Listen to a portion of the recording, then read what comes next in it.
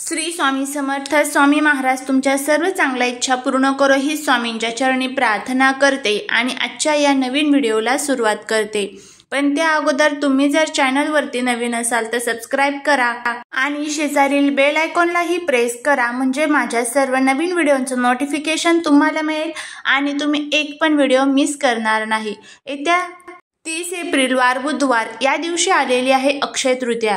या दिवशी तुम्ही उपाशी राहिले तरीही चालेल, पण घरामध्ये या झाडाचं एक मूळ आपल्याला घेऊन यायचं आहे, जेणेकरून आपल्या घरामध्ये चहूबाजूने पैसा येईल, आपल्या जीवनातील जन्मोजन्मीची दारिद्र्य संपून जाईल। असा हा प्रभावी उपाय आपल्याला या दिवशी करायचा आहे।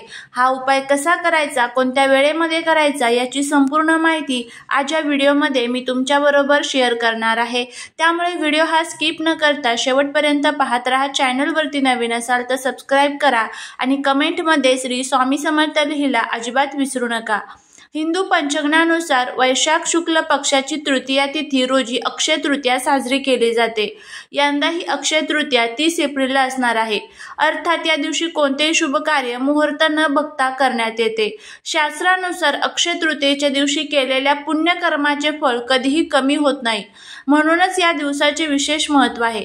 या क्रमाने अक्षय तृतीयाची तिथी कधी चालू होणार आहे ते आपण बघूया।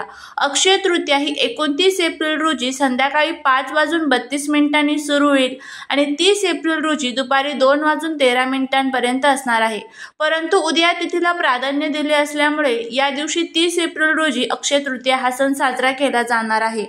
या दिवशी लोक लग्न, घरकाम, वाहन किंवा मालमत्ता खरेदी करणे, व्यवसाय सुरू करणे यासारख्या उपक्रमांना महत्त्व देतात। धार्मिक मान्यतेनुसार सत्ययुग, त्रेतायुग आणि द्वापारयुग अक्षय तृतीयेच्या दिवशी सुरू झाले।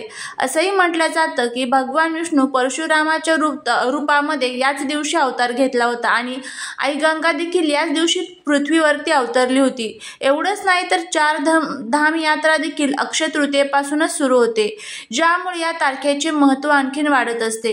या दिवशी सोने चांदी खरेदी करण्याची परंपरा वर्षानुवर्ष आपल्याकडे चालत आलेली आहे। असे मानले जाते की या दिवशी जर सोने चांदी खरेदी केले तर घरात सुख समृद्धी आणतात आणि संपत्ती वाढते।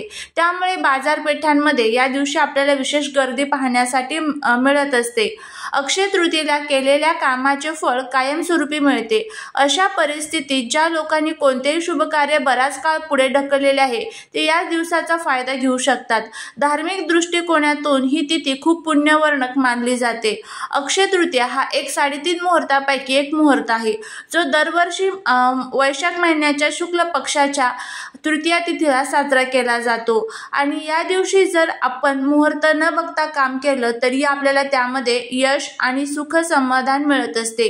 या दिवशी अनेक प्रकारचे शुभयोग तयार होत असतात आणि या शुभयोगांमध्ये जर आपण काही उपाय केले, काही सेवा केल्या तर त्याचं नक्कीच फळ हे आपल्याला मिळत असतं। तर बघा, आपण खूप कष्ट करतो, मेहनत करतो, पण तरीही त्या कष्टाचं, मेहनतीचं चीज आपल्याला भेटत नाही। आपल्या घरामध्ये आलेला पैसा हा घरामध्ये टिकत नाही, सतत तो आजारपण, अडचणींमध्ये खर्च होऊन जातो किंवा मग घरामध्ये पती पत्नीमध्ये सतत भांडण, कटकट, वादविवाद होत असतात। त्यामुळे घरामध्ये लक्ष्मी स्थिर राहत नाही। लक्ष्मी स्थिर राहणे म्हणजेच आपल्या घरामध्ये पैसा, सुख, शांती आणि समृद्धी टिकून राहणे। पण जर घरामध्ये सतत अडचणी, अडथळे, दुःख आणि दारिद्र्य येतच असेल तर त्यामुळे लक्ष्मी आपल्या घरात स्थिर नसते। त्यामुळे अक्षय तृतीयेला आपल्याला माता लक्ष्मीला स्थिर ठेवण्यासाठी, आपल्या जीवनातील सर्व अडचणी संपून जाण्यासाठी, प्रत्येक कामामध्ये आपल्याला यश मिळवण्यासाठी, आपल्या कष्टाला नशिबाची साथ मिळावी यासाठी जे काही आपण कष्ट करतोय त्या प्रमाणामध्ये आपल्याकडे पैसा यावा यासाठी कुंडलीतील वास्तुदोष, ग्रहदोष किंवा शत्रुपीडा, शत्रुबाधा किंवा इतर नकारात्मक शक्ती ज्या आहेत त्या नष्ट व्हाव्या आणि सुख, समृद्धी, शांती घरामध्ये टिकून राहावी यासाठी अतिशय प्रभावी असा हा एक उपाय आपल्याला अक्षय तृतीयेच्या दिवशी करायचा आहे। या उपायाने तुमच्या पैशांच्या ज्या काही अडचणी आहेत ना तर त्या सर्व दूर होतील। बघा, अक्षय तृतीयेला सोने चांदीला विशेष महत्त्व दिलं जातं खरेदी करण्यासाठी, पण आत्ताचे सोन्याचे भाव बघता, चांदीचे भाव बघता आपल्याला सोने चांदी खरेदी करणं इतकं शक्य नाहीये। त्यामुळेच आपल्या ज्योतिषशास्त्रामध्ये आणि वास्तुशास्त्रामध्ये हे काही प्रभावी असे उपाय सांगितले जातात। आपल्या आजूबाजूला अनेक प्रकारची झाडं झुडपं आहेत आणि आपल्या हिंदू धर्मामध्ये या झाडांना विशेष महत्त्व दिलं जातं। त्यामध्ये साक्षात दैवशक्ती या निवास करत असतात। तर अक्षय तृतीयेला तुम्ही सोनं चांदी खरेदी नाही केलं तरी चालेल, पण हा जो अतिशय प्रभावी असा उपाय आहे तर तो तुम्हाला करायचा आहे। आता हा उपाय कसा करायचा, कोणत्या वेळेत करायचा याची आपण माहिती घेऊया। त्यामुळे जर तुम्हाला हा व्हिडिओ आवडला तर नक्कीच चॅनलला सबस्क्राईब करून कमेंटमध्ये जय माता लक्ष्मी लिहायला विसरू नका, जेणेकरून माता लक्ष्मीची तुमच्या कुटुंबावरती भरभरून कृपा होईल। ज्या या पवित्र तिथी असतात, ह्या पवित्र तिथींवरती जे पृथ्वी तलावरती विष्णू तत्व आणि लक्ष्मी तत्व असतात ना तर ते रोजच्या तुलनेमध्ये सहस्रपटीने कार्यरत असतात आणि ह्या तत्वांचा, ह्या सकारात्मक ऊर्जेचा फायदा आपल्याला होत असतो ज्या वेळेस आपण आपल्या घरामध्ये हे काही उपाय करत असतो। फक्त उपाय करत असताना आपल्याला ते भक्तीने, विश्वासाने आणि श्रद्धेने करण्याची खूप गरज असते। त्यासाठीच आपण अगदी विश्वासाने जर हा उपाय केला तर नक्कीच तुम्हाला त्याचा फायदा होईल। अक्षय तृतीयेच्या दिवशी तुम्हाला सकाळी लवकर उठायचं आहे। हा उपाय महिला असेल, पुरुष असेल, कोणीही करू शकतं। फक्त घरामध्ये सुतक पिरियड्स नसावे याची काळजी घ्यायची आहे। त्यानंतर तुम्हाला अंघोळीच्या पाण्यामध्ये थोडेसे काळे तीळ आणि गंगाजल टाकून अंघोळ करायची आहे। या दिवशी दानाला आणि स्नानाला विशेष महत्त्व आहे, त्यामुळे पवित्र नदीमध्ये स्नान करणं जर शक्य असेल तर तिथे करू शकता, नाहीतर मग घरामध्येच अंघोळीच्या पाण्यात ह्या दोन वस्तू टाकून अंघोळ करा।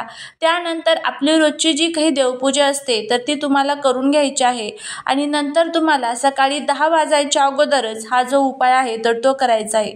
तर तुम्हाला सर्वांनाच धने माहीतच आहे। धन्यांना आपल्या हिंदू धर्मात खूप महत्त्व आहे। धन्यांमध्ये साक्षात माता लक्ष्मी या निवास करत असतात आणि या दिवशी धन्यांची खरेदी सुद्धा केली जाते। तर धन्यांपासून जी कोथिंबीर तयार होत असते शेतामध्ये म्हणा किंवा इतर ज्या ठिकाणी कोथिंबीर उगवलेली असते तर तिथे तुम्हाला जायचं आहे। तिथे गेल्यानंतर तुम्हाला कोथिंबीर थोडीशी उपटायची आहे आणि ती मुळासकट तुम्हाला उपटायची आहे। इथे तुम्हाला कोथिंबीर ही विकत खरेदी करायची नाहीये, तर तुम्हाला ती ज्या ठिकाणी उगवलेली असेल त्या ठिकाणी एखाद्या शेतामध्ये जाऊन ती तुम्हाला उपटायची आहे आणि मुळासकट ती तुम्हाला घरी घेऊन यायची आहे। घरी आणल्यानंतर कोथिंबीरीचे जे मूळ असतात तर 1 ते 2 झाडांचं तुम्हाला त्याचं मूळ हे जे आहे तर ते काढून घ्यायचं आहे। नंतर ते तुम्हाला व्यवस्थित स्वच्छ धुवून आणि पुसून घ्यायचं आहे। कोथिंबीरीमध्ये जी लक्ष्मी प्राप्ती म्हणजेच माता लक्ष्मीला आकर्षित करण्याची जी शक्ती असते तर ती खूप मोठ्या प्रमाणात असते, यामुळे धनप्राप्ती आणि लक्ष्मी प्राप्ती आपल्याला होत असते। त्यानंतर व्यवस्थित स्वच्छ धुवून घेतल्यानंतर देवघरासमोर एक छान दिवा लावायचा आहे। एक लाल कलरचा कपडा घ्यायचा आहे, त्यावरती हे कोथिंबीरीचे जे मूळ आहे तर ते तुम्हाला ठेवायचं आहे। त्यावरती हळदी कुंकू अक्षदा, थोड्याशा अखंड अक्षदा म्हणजेच कुठेही तुटलेल्या फुटलेल्या अशा नको, तर अशा अक्षदा तुम्हाला अर्पण करायच्या आहे। नंतर याची तुम्हाला एक पोटली तयार करायची आहे, म्हणजेच याची तुम्हाला एक गाठ बांधायची आहे आणि ही पोटली तुम्हाला तुमच्या हातामध्ये घ्यायची आहे। माता लक्ष्मीला प्रार्थना करायची आहे आणि त्यानंतर एकदा तुम्हाला कनकधारा स्तोत्रमचं पठण करायचं आहे आणि एक माळ तुम्हाला श्रीम या मंत्राची करायची आहे। श्रीम हा माता लक्ष्मीचा अतिशय जो प्रसिद्ध मंत्र आहे, यामुळे धनप्राप्ती ही आपल्याला नक्कीच होत असते आणि तो त्यांचा बीज मंत्र मानला जातो। तर एक माळ त्या मंत्राची करायची आहे। त्यानंतर ही पोटली तुम्हाला तुमच्या तिजोरीमध्ये, तुमच्या पाकिटामध्ये, तुमच्या पर्समध्ये किंवा मग तुमच्या पैशांच्या ठिकाणी किंवा तुमचा एखादा व्यापार व्यवसाय आहे तर तिथे तुमच्या गल्ल्याच्या ठिकाणी छोटंसं दुकान असेल तर त्या दुकानाच्या ठिकाणी तुम्हाला ही जी पोटली आहे तर ती ठेवायची आहे। आणि ही पोटली ठेवल्यामुळे माता लक्ष्मी ही आपल्याकडे आकर्षित होणार आहे। आपल्या घरातील पैशांच्या ज्या काही अडचणी असेल तर त्या सर्व संपून जातील आणि माता लक्ष्मीची तुमच्यावरती कृपा होईल। तर असा हा प्रभावी उपाय आपल्याला या दिवशी करायचा आहे।